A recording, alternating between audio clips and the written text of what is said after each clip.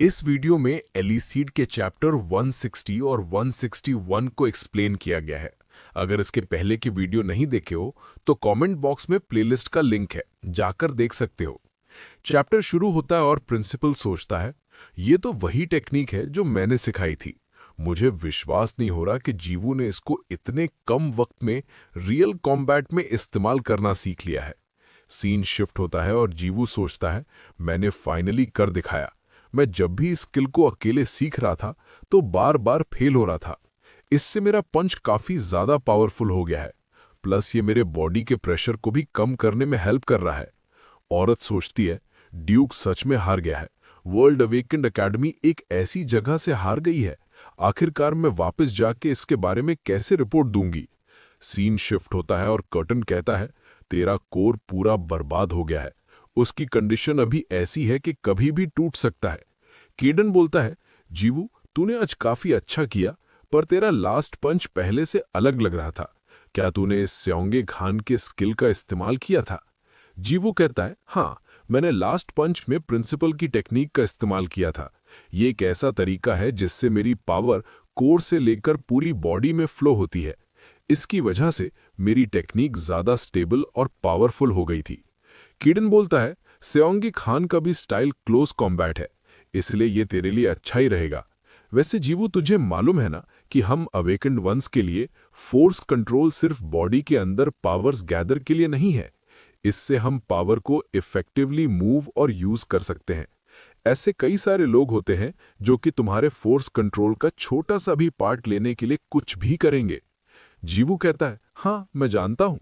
केडन बोलता है, स्योंगे खान ने जो तुझे सिखाया है वो उसके फोर्स कंट्रोल का एक पार्ट है। जीवू कहता है, पर प्रिंसिपल ने बोला था ये कोई बड़ी चीज नहीं है। केडन बोलता है, मैंने पहले रियलाइज नहीं किया था, पर जब मैंने तुझे इसका इस्तेमाल करते देखा तब समझ आया था।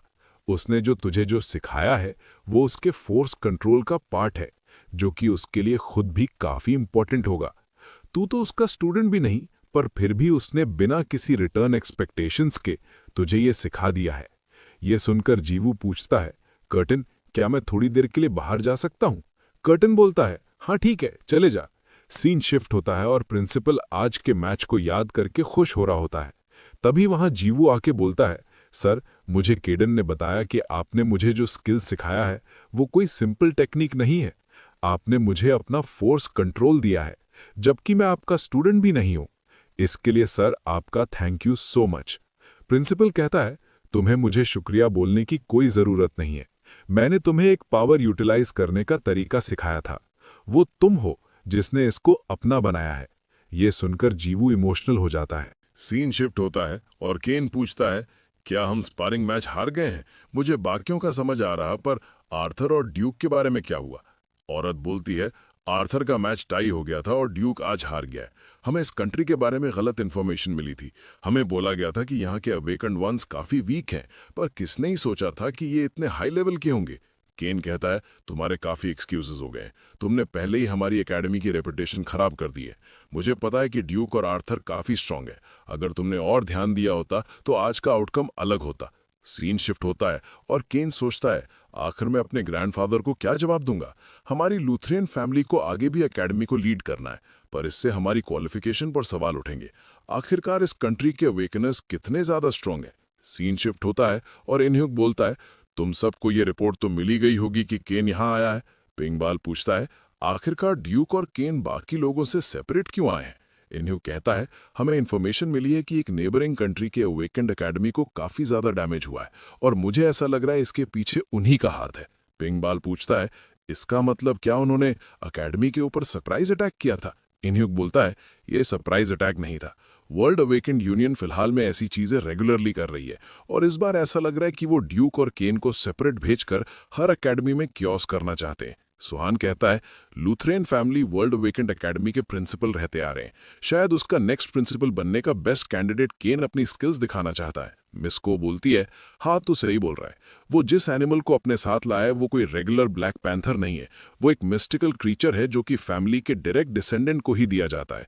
पिंगबाल पूछता है, मिस्टिकल क्रीचर क्या होता है? मिस को बोलती है, वो एक एनिमल है जिसको लूथरेन फैमिली ने बनाने में काफी मेहनत की है। वो एक ऐसा लेजेंडरी बीस्ट है जो कि पास्ट में सच में रहता था। उसको कोई भी नॉर्मल एनिमल डिफीट ही नहीं कर सकता है। सीन शिफ्ट होता है और हम देखते हैं कि ईसूल अपने डॉग के साथ वॉक कर रही होती है। तभी उसके पीछे केन आ जाता है। वो बोलता है, इस डॉग को देखकर समझ आ रहा है कि तुम्हारे पास एनिमल कम्युनिकेट करने की एबिलिटी है। मेरा नाम केन है, मैं वर्ल्ड अवेकेंड एकेडमी से थोड़ी देर पहले ही यहाँ आया हूँ। तभी उसका पैंथर दूरी की तरफ देखकर गुस्सा होने लगता है। केन कहता है, माफ कर देना, ये जब भी भूखा होता है तो काफी ज्यादा सेंसिटिव हो जाता है। ईसूल पूछती है, तुम ये कहना चाहते हो कि ये मेरी दूरी को खाना चाहता है? केन कहता है, अरे नहीं यार, अगर इसका ओनर नहीं होता तो शायद बात अलग रहती। वैसे तुमने मुझे खुद से इंट्रोड्यूस नहीं करवाया है। ईसूल उसको अपने बारे में बता देती है। केन बोलता है, मैंने सुना है कि इस कंट्री में एनिमल कम्युनिकेशन के मामले में MIR सबसे बेस्ट ग्रुप है। अच्छा हुआ हम मिल पाए। मैं कोई भी स्पारिंग मैच नहीं देख पाया हूं, इसलिए मैं तेरे साथ स्पार करना चाहता हूं क्योंकि तेरी स्किल भी मेरे जैसी है। ईसूल कहती है, मैं नहीं करना चाहती हूं, मेरा स्टाइल कॉम्बैट नहीं है। केन बोलता है, तुम रिजेक्ट करोगी तब भी कोई दिक्कत नहीं है, मैं ऑफिशियल रिक्वेस्ट भेज दूंगा या फिर मैं MIR ग्रुप के किसी और स्टूडेंट के साथ स्पार करूं।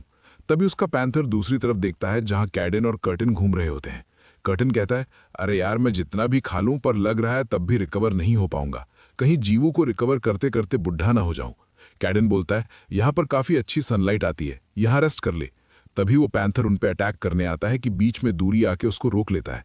कर्टन कहता है, कैडेन, इस डॉग ने हमें अभी जस्ट कवर किया है। केन बोलता है, ये तो काफी बुरा हुआ, तुम्हारे डॉग ने पहले अटैक किया है। ईसूल कहती है, ऐसा कुछ भी नहीं है, वो कैट्स जीवू की हैं, दूरी ने उन्हें बस बचाया है। केन सोचता है, जीवू तो वही लड़का है जिसने ड्यूक से स्पार किया था, क्या ये उसकी कैट्स है?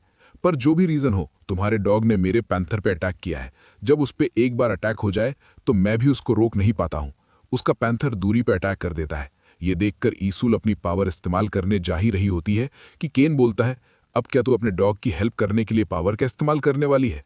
अगर ऐसा है तो मैं भी अपनी पावर इस्तेमाल करूंगा। अगर ऐसा हुआ तो ये फाइट सिर्फ एनिमल्स के बीच नहीं रहेगी। हम देखते हैं कि दूरी की एक आंख से खून निकलने लगता है, पर फिर भी वो कर्टन और कैडेन को प्रोटेक्ट कर रहा होता है। कर्टन बोलता है, आखिरकार ये ऐसा क्यों कर रहा है? ये कभी मिस्टिकल क्रीचर को नहीं हरा पाएगा। कैडेन याद करता है कि कैसे दूरी उसके साथ घूमता था।